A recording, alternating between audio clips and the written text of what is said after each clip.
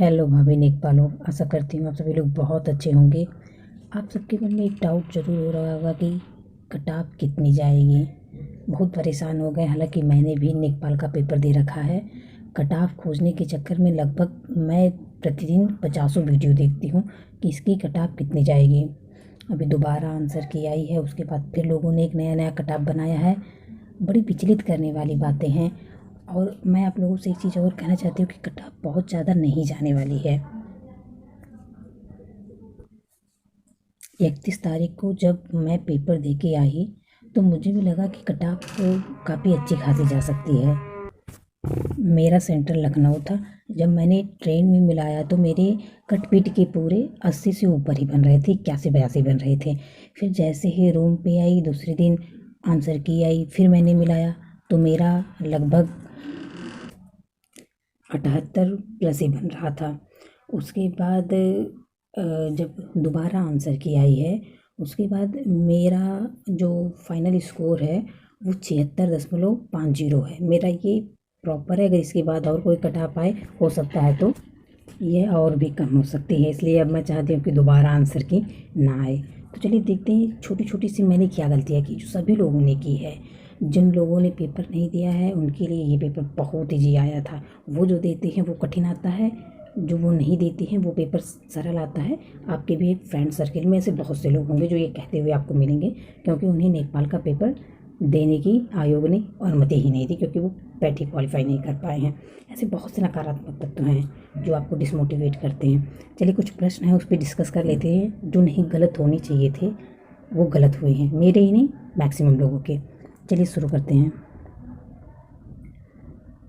ये देखिए, ये प्रश्न है, अगर कोई भी सही तरीके से जो ब्रिटिश गवर्नर है उनके बारे में पढ़ा होगा तो किसी का नहीं गलत होगा।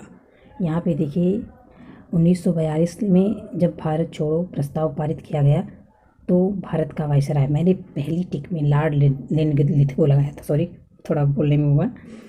लेकिन इतनी दुविधा वहाँ वहाँ पे इतनी दुविधा हुई कि मैंने फाइनल में जाके लॉर्ड बेबल लगा दिया।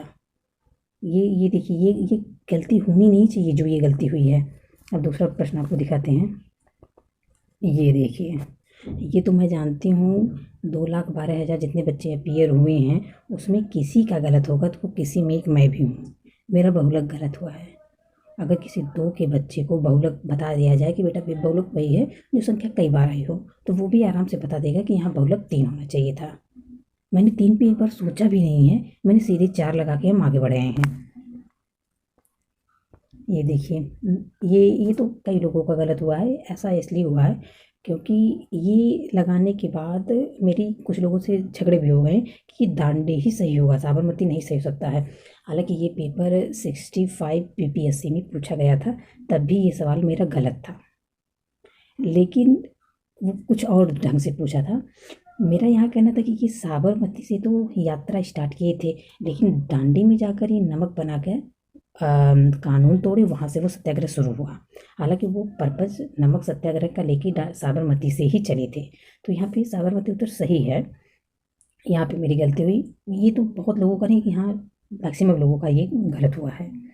नेक्स्ट सवाल दिखाते हैं आपको। ये समचतुर्भुज का परिमाप आयोग ने फाइनली बता दिया था कि उसके सिलेबस में क्या क्या है। समचतुर्भुज वो फाइनली बताया था, उसका परिमाप पूछेंगे हम, उसका क्षेत्रफल पूछेंगे हम। लगभग सभी लोगों ने इसका फार्मूला याद कर रखा था, मैंने भी याद कर रखा था। मैंने जितने भी टेस्ट सीरीज़ दिए थे सब में मैंने बेहतर ही किया था, तब मेरा गलत नहीं हुआ। हालांकि टेस्ट सीरीज़ देते समय मुझे फार्मूले नहीं याद रहते थे तो मैं नकल करती थी, शायद उसी का खामियाजा मुझे यहाँ भुगतना पड़ा है कि फार्मूले मैं सही तरीके से याद नहीं कर पाई। अब आप यहाँ देखेंगे मैंने यहाँ पे सॉल्व भी किया है।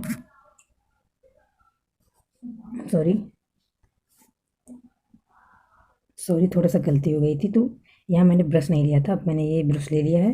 अब यहाँ मैं आपको बताती हूँ। ये देखिए, मैंने यहाँ सॉल्व भी किया है, मैंने सब कुछ किया है, सब कुछ बेहतर हुआ है। लेकिन यहाँ पे ये जो मैंने 1/2 कर दिया मेरे लिए यही घातक हुआ।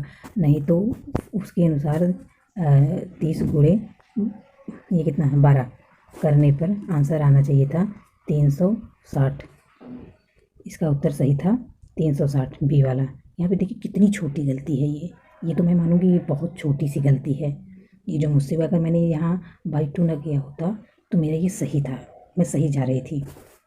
चलिए आगे आपको दिखाते हैं।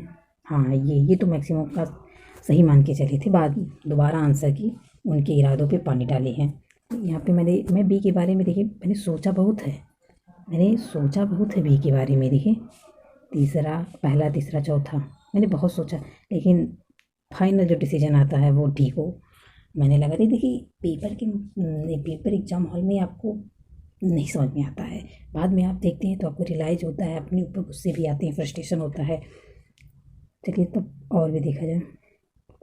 ये तो पहली बार तो जब मैं ट्रेन में थी ये तो अपना सही मान के चल रहे थे, बट बाद में ये भी गलत हुआ। यहाँ पे संप्रदान सही होगा, संप्रदान कारक।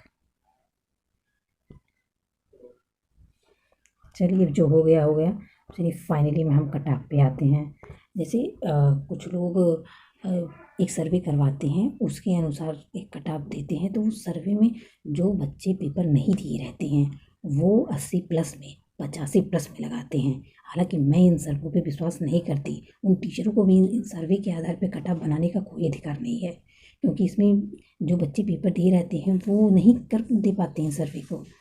लेकिन जो नहीं दिए रहते हैं वो 80 प्लस 85 प्लस, या फिर कमेंट में लिखेंगे सर मेरा इतने से इतना आ रहा है, मेरा 85 प्लस आ रहा है, कोई चांस है?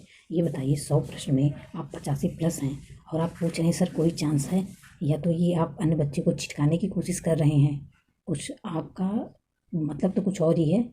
ये जो कर रहा है ना, वो समझिए वो बहुत बड़ी गलती कर रहा है, वो सारे बच्चों को अंधेरे में रख रहा है।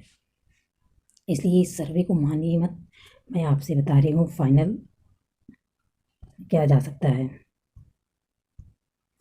देखिए जनरल की कट ऑफ यहाँ बहुत जाएगी, तो 78 में भी वो जो है बहुत एक्यूरेट नहीं बता रही हूँ। जनरल की मेल की ये है 78 से 81, इससे ज़्यादा जनरल की कट ऑफ नहीं जाने वाली है। और इसके बाद ओबीसी की कट ऑफ आपकी जाएगी फाइनली जनरल से बहुत ज़्यादा कम नहीं, लेकिन हाँ फिर भी 77 से 80 के बीच में, क्योंकि ओबीसी बच्चे बहुत बेहतर किए हैं इस पेपर में। इसके बाद हम आपको बताते हैं ईडब्ल्यूएस इसकी कट ऑफ। यहाँ पे ईडब्ल्यूएस बच्चों को फ़ायदा मिलेगा, उनकी कट ऑफ बहुत जाने वाली है, तो 75 से लेके 77, इससे ज़्यादा नहीं जाने वाली है। ये ईडब्ल्यूएस की यही कट ऑफ होने वाली है फाइनली। अब कितने को डीवी के लिए 2 गुना बुलाएंगे, कुछ लोग 2 गुना करें, कुछ 1.5 गुना करें, वो अपनी बात की बात है। और एससी की कट ऑफ जाने वाली है हमारी, और एसटी की, इन दोनों की कट ऑफ ये मान के चलिए ये जो है 71 से हो सकता है 75 तक रहेंगे, और ये तो 70 से नीचे ही रहने वाली है। ये कट ऑफ अगर आप लेडीज़ हैं, महिला वर्ग में है, तो इसी के अनुसार आप अपने भी कट ऑफ देख सकती हैं। इसी से आप जिस कैटेगरी से बिलोंग करती हैं, इसी में 1 नंबर 2 नंबर घटा के आप अपना लेके से और चल सकती हैं। हालांकि पेट में तो लड़कियों की कट ऑफ ज़्यादा ही चली गई थी, हालांकि अब की बार ऐसा नहीं होने वाला है। तो यही कट ऑफ जाने वाली है, एक्यूरेट मैं भी नहीं बता सकती। हाँ लेकिन ये मैं ज़रूर कहूँगी, अगर कट ऑफ इससे ज़्यादा गई है तो अंदर गोलमाल हुआ है। मानते हैं पेपर सही आया था, पेपर बहुत टफ नहीं था, पेपर सही था, लेकिन ग्राम विकास सारे कोचिंग संस्थान का पसीना छूट गया है। ग्राम विकास में जो योजनाएं उन्होंने पूछी हैं, उसमें से आप 5-6 योजनाओं को छोड़ दीजिए, बाकी कोचिंग संस्थानों ने योजनाएं पढ़ाई ही नहीं है। मैंने भी कई संस्था का पढ़ रखा है, मैंने रोजगार विद जो अंकित सर हैं उनका सब कुछ लगभग मैंने उन्हीं से ही पढ़ रखा है। हालांकि वो सर तमाम योजनाओं को कवर किए हैं, उसमें एक दिग्विजय सर करके थे, वो ग्रामीण विकास पढ़ा रहे थे, बहुत अच्छा उन्होंने पढ़ाया और उन्होंने काफ़ी योजनाएं कवर करने की कोशिश की थी।